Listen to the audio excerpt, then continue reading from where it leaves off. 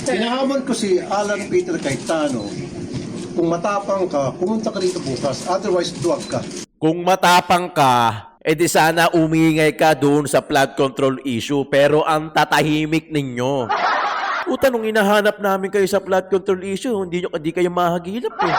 Wala po kami pakialam doon, hindi gusto niya. Sige po, wala ho kami, hindi po namin haharangin. Yung hamon mo, magpakita ako kung hindi tiduan.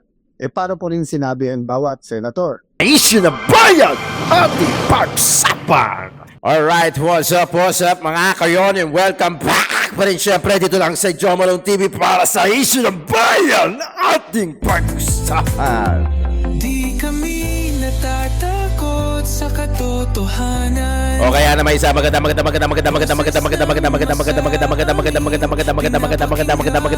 umaga hapon o gabi sa inyo Lode! Miyerkules Baclaran Day June 3 2026 Pasok na mga sukay at babalik tak mo. Totoo ang laban. Eto na. Hindi puro tama, di rin chismisan. Lahat ng tanong may klarong kasagutan. Kasama ka rito sa diskusyon. Boses mo may halaga sa solusyon. Laging alerto, Mapagmatsyag, truth ang hanap. di kami natitinag. Walang palusot, walang dayaan. Tunay ang serbisyo. Diretsyong usapan. Jumalon TV. Issue ng bayan. Habang nagkakagulo sa Senado o talagang pilano na nila lahat, tuloy pa rin ang issue ng bayan. Pilipino pa rin ang naghihirap. Para sa mamamayan. Totoo ang laban. Walang kulay, walang kampi. Balita. Maganda itong pag-uusapan natin ngayon mga kapaliktaktakan. Game! Good morning po sa inyo lahat mga kayon. Umaga rito sa akin, alas 7. I-upload natin to ng mga bandang alas 10 dahil alas 10 nagsisimula yung mga viewers natin na nakatutok sa YouTube, sa channel natin. Maraming salamat po. Paki-double check naman kung nakasubscribe na kayo. Kung hindi pa naman, paki-subscribe na rin at paki-click na rin yung bell icon. Paki-like and share yung video mga kayon para sa algorithm natin ha. Dahil talagang mapaglaro ang YouTube. Maraming salamat sa lahat at sa description box natin mga kayon, merong mga link ng mga backup channel natin dyan. Kung meron tayong food vlog, meron tayong travel vlog, meron tayong podcast, kung trip mo. O sana paki-suportahan kung talagang DDS supporter ka at sinusuportahan mo yung mga pinaglalaban natin, sana kami din masuportahan nyo by subscribing our backup channels and also don't skip ads. Maraming salamat. Game! Pinagre-resign si SP Cayetano kasi talagang gusto nilang ano ba pinaglalaban natin dito? Hindi na majority minority eh. Ang pinaglalaban nila rito is makuha nila yung control. Yung control na napaka-powerful na kung saan magdidikta at maglalagay sa maganda o sa masama ang gobyerno ng Pilipinas. Bakit kamo? Gusto nilang kontrolin. Puta, wag na tayo magtanga-tangahan dito. Hindi naman ako tulad ng iba na nagtatanga-tangahan kunyari para makagather lang ng engagement. Hindi tayo ganun.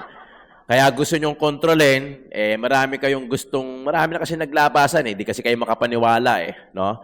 Hindi nila matanggap actually na nautakan sila na binakant yung lahat ng posisyon at nagkabotohan at natalo sila.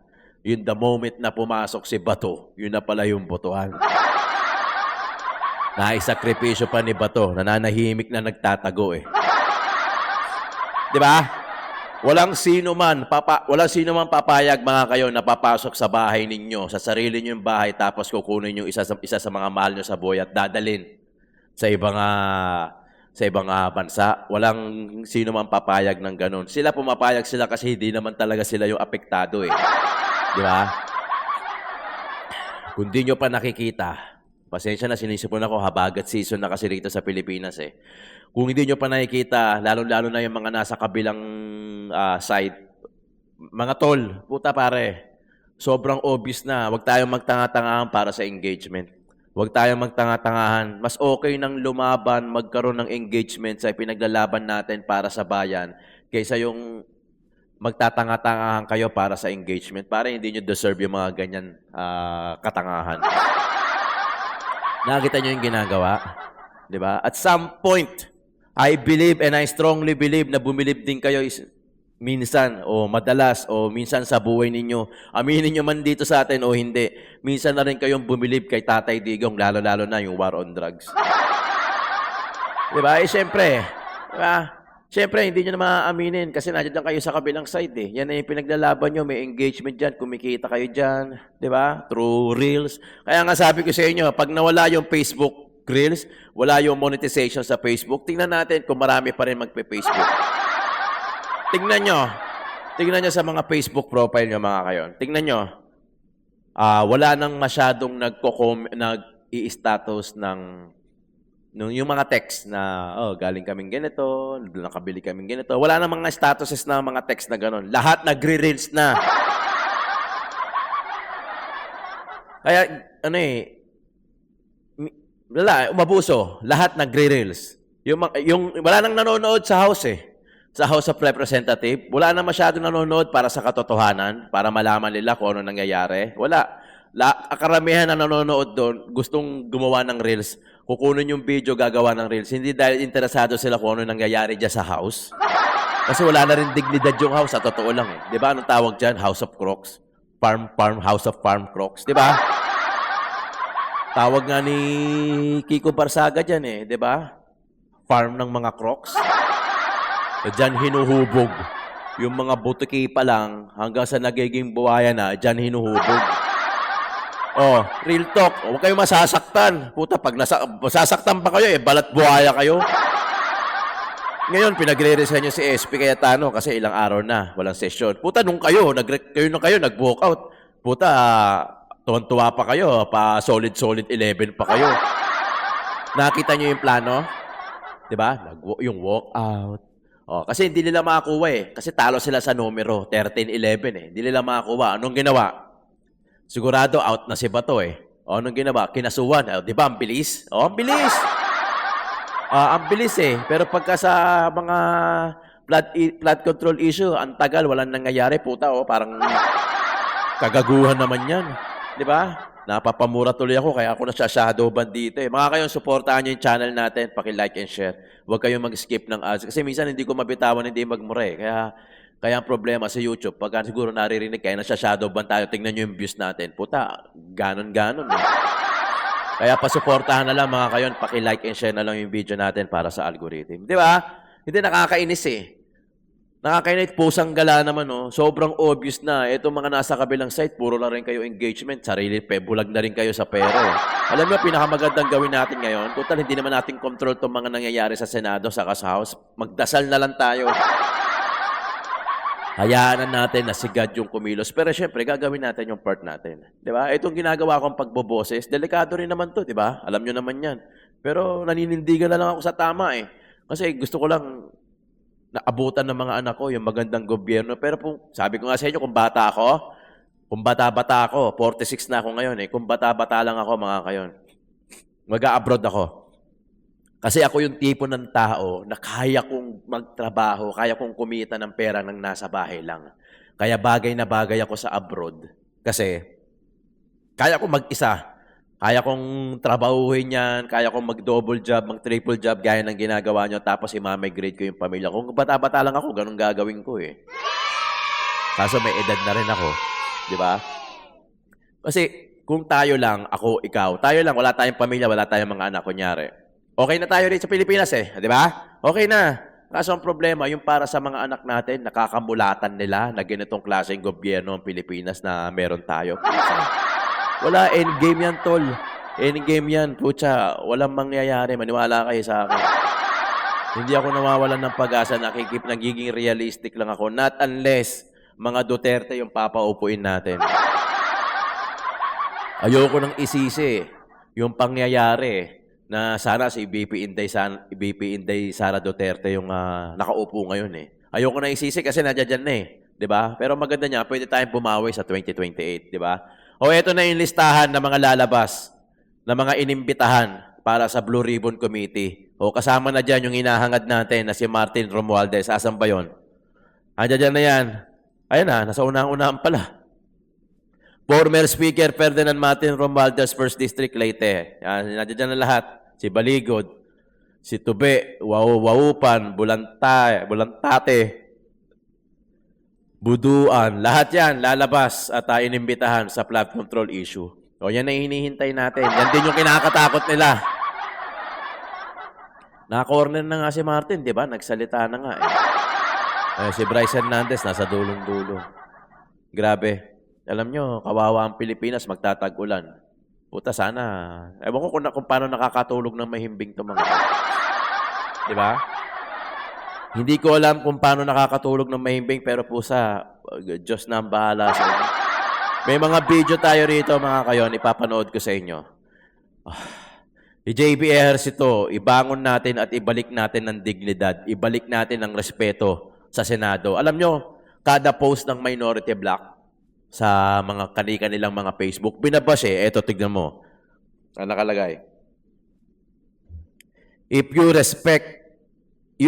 expect respect ba, be the first to show it. Niluluto nyo ang Senado, di kayo patas. Babalik yan na pag ipakulong nyo ang mga mastermind sa flood control. Nagsalita ang walang bayag. Ilan lang yan, ha? Pagbuklat ko, yan kaya ni-screenshot ko na kaagad Pero ang dami pa niyan. See? Taong bayan na. Yung nakakalata, yung nagsasalita. Kayo, kampante pa kayo no? Hindi na kayo mananalo sa 2028. Sino ba mga re-re-elect dyan? Aalamin natin kung sino yung mga magre-re-elect dyan sa 2028. Huwag na kayong umasa. Diba? Huwag na kayong umasa. Kung si Amy Marcos, pinapauwi niya yung kapatid niya na Pangulong Bongbong Marcos para ipagamot, ipa-hospital, ito naman, wala rin pakialam sa kapatid niya. Hindi ba kayo nagtataka? Ang bilis ng kaso kay Jinggoy, tapos kulong agad, ando dun ka agad. Planado Tayo naman planado nyo yan. Para maging tiebreaker tayo, maging equally divided. Kasi 11-11 11 majority, 11. Ngayon, mangliligaw kayo sa kabila para lamang na kayo, tapos magse-session, mag-i-vacant yung position, mababalik sa inyo yung majority. That's the plan. That's the plan. Di ba? That's the plan. Alam nyo kasi wala na, hindi na makakabalik si Bato Kasi pag bumalik si Bato, huhulihin lang din. So, ang tendency, out na talaga si Bato. Hanggang 2028, out na yan si Bato. Ngayon, weakest link, si Jinggoy Estrada. Siya ang kinasuhan. Ayun, ando doon na kaagad. Chapwera na kaagad. Do 11-11 na lang. 22 na lang tayo ngayon. Ngayon, manliligaw na lang kayo dyan. So, sino yung nililigawan dyan? Malamang yan, yung mga bilyar. Diba? Ano sinabi ni Jinggoy? Tinatakot, kakasuhan, kaya dapat bumalik na at bumalimbing na sa kabila. Bayag na lang ang pinag-uusapan natin dito, babae ka man o lalaki. Bayag, sukatan na lang tayo ng malaking bayag kung sino ang meron. Ganun na ang pinagbabasihan ngayon sa Senado. Ganun na kagulo. Kasi ayaw nyo mangyari yung June 4 yung Blue Ribbon Committee Bakit? Mababanggit kaya?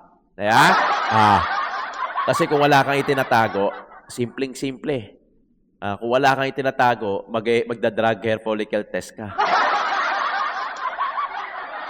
Kung wala kang itinatago na mabanggit yung pangalan nyo, taas noo ko pa, maglalakad. Ikaw pa mismo maghahamon, buksan na yan. Blue ribbon na yan. Hindi ko sinasabing hindi ko sinasabing sangkot kayo dyan. Pero ang problema kasi niya, nasabi ko na. Yun lang yun, di ba? Game. Ang masakit niyan, imbis na pumasok siya rito, itong si SP Alan, sa Facebook siya, papasok. Dito dapat siya magsalita. Dito dapat siya mag-ibati kung anong gusto niyang gawin. Huwag naman sa social media. Pinahamon ko si Alan Peter Cayetano, kung matapang ka, pumunta ka rito bukas, otherwise duwag ka. Kung matapang ka, di sana umingay ka doon sa flood control issue, pero ang tatahimik ninyo. Ikaw ang duwag, hindi si SP. Puta, nung hinahanap namin kayo sa flood control issue, hindi kayo mahagilap eh. Na lahat nakatikom yung bibig nyo. Bakit? Gaya ng lagi kong sinasabi mga kayon. Lahat ng tahimik sa flood control issue, nasa minority o majority man kayo. Magtaka na kayo kung bakit ang tatahimik niyang mga yan. Ang lakas pa ng loob mo eh, kayo nga unang nag-walk out. Tapos nung hindi kayo pinasukan, naggagaganyan kayo. Mga papansin lang din kayo. Yan din kasi yung plano nyo. Pag-resignin nyo si SP para mabalik sa inyo yung majority. Di ba? Mabalik sa inyo yung control. Tapos anong gagawin nyo sa Blue Ribbon?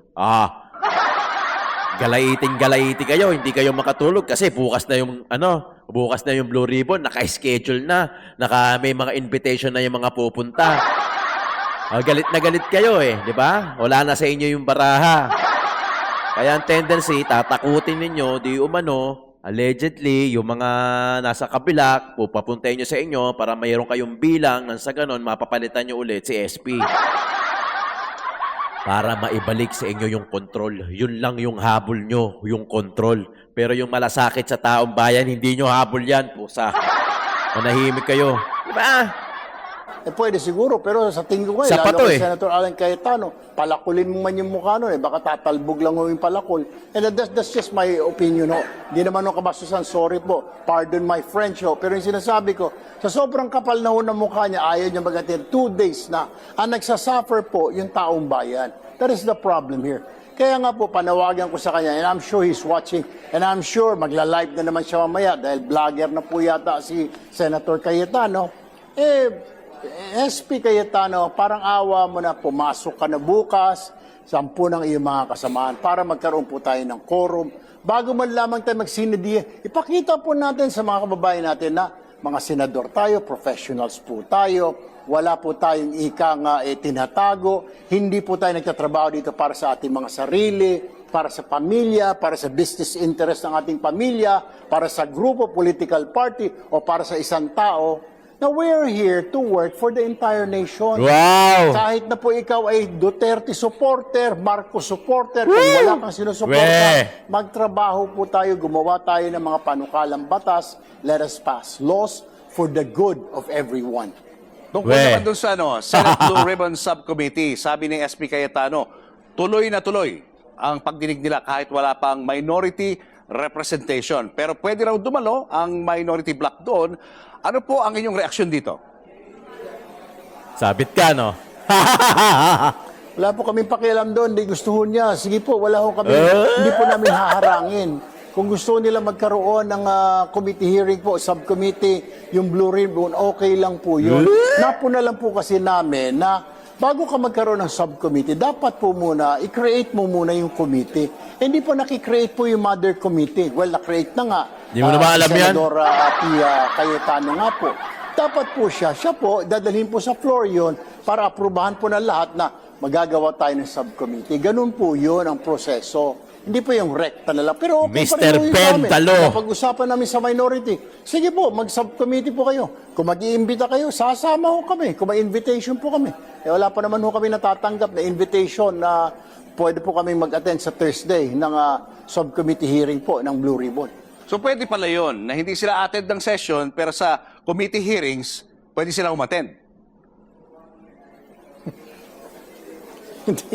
Hindi ko nga maintindihan. Parang Julius, kanina ko pa hinahanap sa rules dito. Napudpud na yung daliri ko kahanap ng pahina kung saan doon na hindi pwedeng sa session, okay lang hindi sa session, pero pag committee hearing pa pwede. Hindi ko maintindihan talaga parang Julius. Talagang kanina ko pa hinahanap, wala akong makita at inutusan ko na rin po yung aking mga abogado. Talaga lang, ha? Pati yung communication staff ko, wala ko kami makita parang Julius. Diba? Coming from you, Erwin, grabe. Gusto magtrabaho.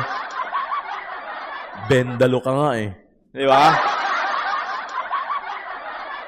Talagang tinitira nila, no? Obvious na obvious. Talagang gusto nilang maibalik sa kanila yung control. May pakunya-kunyari pa silang para bumalik ang dignidad sa Senado. Tarantaduhan ninyo. Kung talagang para sa bayan kayo, Sana noon pa lang sa flood control issue, kung gaano kadami yung namatay, yung binaha, yung mga nawalan ng bahay, sana doon pa lang nag-ingay na kayo. Kaso ang tatahimik ninyo eh. Diba? Tapos gusto nyo maniwala kami sa inyo? No way. Bakit kapag ka isang senador nakalaban nila, kalaban ng Malacanang, kalaban nung konse ngayon, pagka meron kong sinabit na amendment, yung po daw ay insertion. Pero pag sa kanila, amendment daw po, yun. Pagka sa minority po, ang sinasabi, huwag kayo mag-attend ng hearing or mag-inhibit kasi namanggit kayo. Pero pag sila, bawal banggit eh. So it's the first time again that we will have a hearing that we will be inviting different guests and they would be free to talk. Does that mean that everything they say is 100% true? Correct. No. That's why we will test that with cross-examination. But we have to hear our people and follow the evidence, no?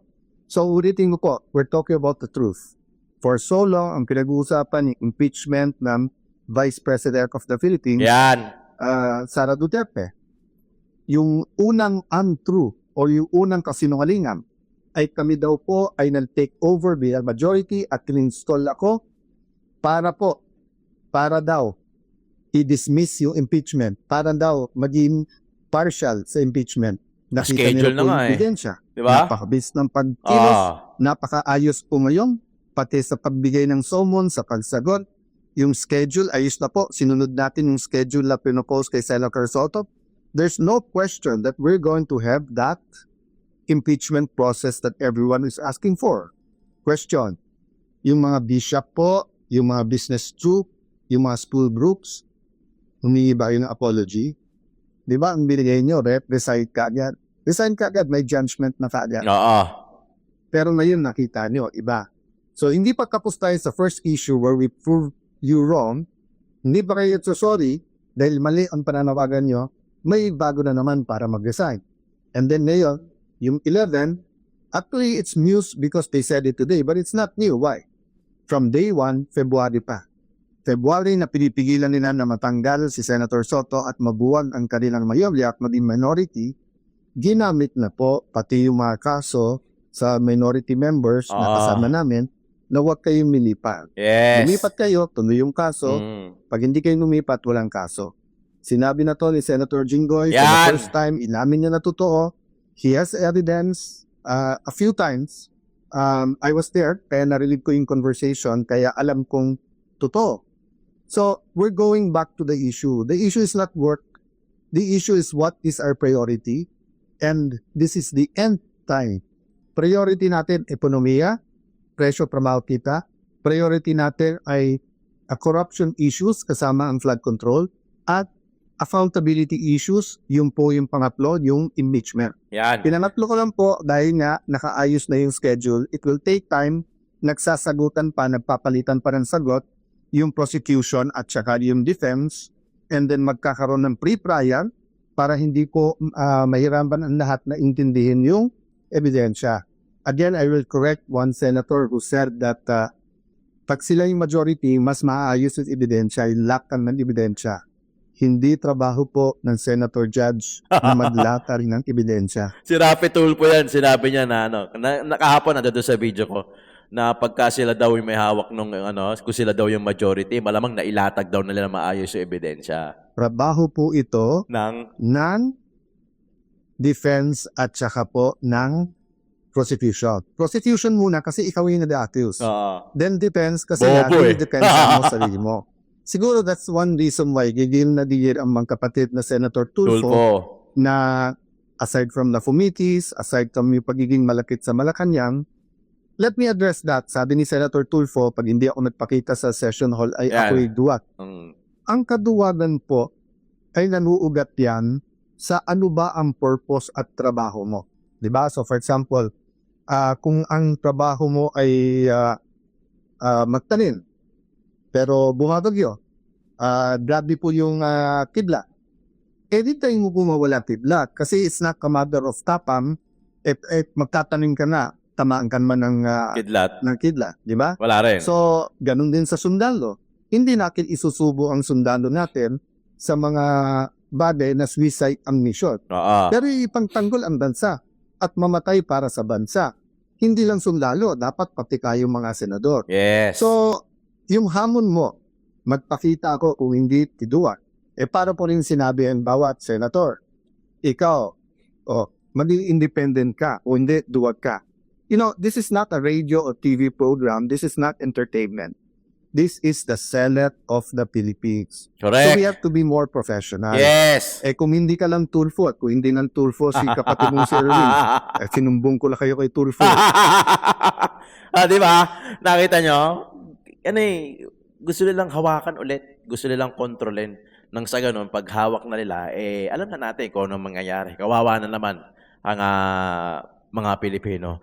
Nangyayari yan kasi may mga plano sila Yun nga, yung mga tulpo, malapit sa Malacanang, hindi ko alam kung paano ko pa i-define kung gaano sila kalapit. Di ba? Pero, given naman, sa politics may kampihan, sa politics merong kaalyado, may kalaban, may kaaway, tapos sa bandang uli, yung mga kalaban nagiging kakampi, yung magkakampi nagiging magkalaban. Given naman yun Alam naman natin lahat yan. 'Di ba? May mga bumabaliktad, may biglang nawawala, napupunta sa kabila. Ganun talaga ang politics sa Pilipinas. Kung hindi nila iniisip yung taong bayan, hindi naman pwede maging independent. Mahina yun pagka ganun.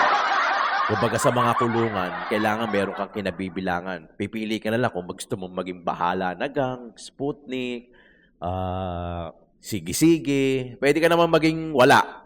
Gaya ng iba na gustong manahimik, wala. Yun nga lang, parang wala kang tropa nun. Aloof ka nun.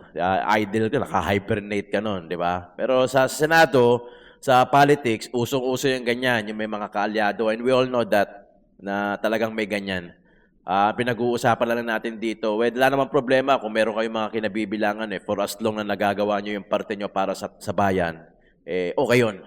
Diba? Pabor yun para sa taong bayan. Pero kung ganyan, ginagamit nyo yung kinabibilangan ninyo, yung grupo nyo para kontrolin ang mga bagay-bagay at katotohanan, mali na yun. Diba? Hindi na kayo natatakot sa lumikha.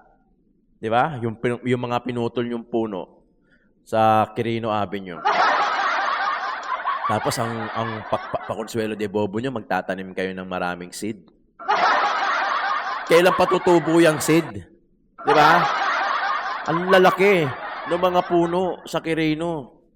Di ba? Ang lalaki ng puno sa Quirino, pinagpuputol ninyo. Nauna pa sa inyo yan Diba? Nauna pa sa inyo, tapos Paconsuelo de Bobo nyo, okay lang yan. Nagtanim naman kami, pinalitan naman namin ng mga libu-libong seed. Kasi para sa project ata ng Skyway yun Diba? Pero, nag-iisip ba kayo? Hindi nyo ba kayang, wala bang alternative solution na iwasan o kaya taasan na lang? Rather than putulin, alam mo yung puno, alam nyo ba kung anong trabaho ng puno? Diba? Sila yung umihigop, magdedepensa ng tubig, sila umihigop ng tubig, magdedepensa sa baha. Kung marami yan, dedepensahan tayo niyan. Ba't kakahabol nyo ng kakahabol sa mga magagandang tulay, sa magagandang flyover, skyway, mapabilis. Buta sinisira nyo naman yung kalikasan. Hindi na kayo nahiya sa gumawa. Hindi na kayo natakot sa nag-create niyan. Alam mo ba, lahat ng kailangan natin sa mundo, ibinigay na sa atin ng Panginoon. Mas pinipili lang natin yung ibang daan. Imagine niyo, mas ginusto natin bumili ng gamot sa over-the-counter, sa mga drugstore, kumpara doon sa mga nakatanim, sa mga herbal na itinanim ng Panginoon, na inilikha ng Panginoon para maging gamot natin. Sisipagan mo lang magpakulo at magbunot. Di ba? Mas gusto nyo yung mas madaling paraan bumili, gawa ng tao lang kaysa sa gawa ng Panginoon. Di ba? Ito ba, ang tao noon kumakain, manguhuli, ano tawag doon, maghahunting para makakuha ng mga pagkain. Sa pagkain na lang. Lahat ng pagkain binigay na sa atin ng Panginoon, isda, baboy, manok. Pero anong gusto nyo? Nag-create pa kayo ng iba. Di ba? Dati ang tao, pagka bago kumain, maghahunting muna ng baboy, ng manok, bago makakain. Ngayon, kada punta mo sa isang kanto, may pagkain. Ano nangyayari? Nababago yung lifestyle ng tao. Ano nangyayari? Namamatay ng maaga. Kasi lifestyle yun, accountability mo yun kung anong kainin mo. Pero dahil sinasabi natin na okay lang, mamamatay din naman tayo pare-pares, kainin ko na lahat. Pwede naman, wala namang problema. Pero kung nagiging habit mo na yan, araw-araw, linggo-linggo, taon-taon, buwan-buwan, iikli at iikli ang buhay mo. Diba? Hindi, eto kasi itong mga to, parang hindi na natatakot sa may likha Parang sila na control sa buhay nila. Marami ng patunay na mayayaman na namatay na walang nangyari sa pera nila, hindi nila nabitbit. Marami ng pagkakataon, marami ng example ng mga ganyan. Ano nangyari? Hindi naman nila nadala yung pera nila. Di ba? O minus plus pa sila sa langit. Di sana ipantulong nyo na lang, hayaan nyo na lang na mapunta sa mga future project, yung pondo ng bayan, bakit ninanakaw nyo pa? Hindi nyo naman madadala yan sa kabilang buhay. Di ba mga kayon? Alright, maraming salamat. Joe Malone TV, Issue ng Bayan, ating pag-usapan.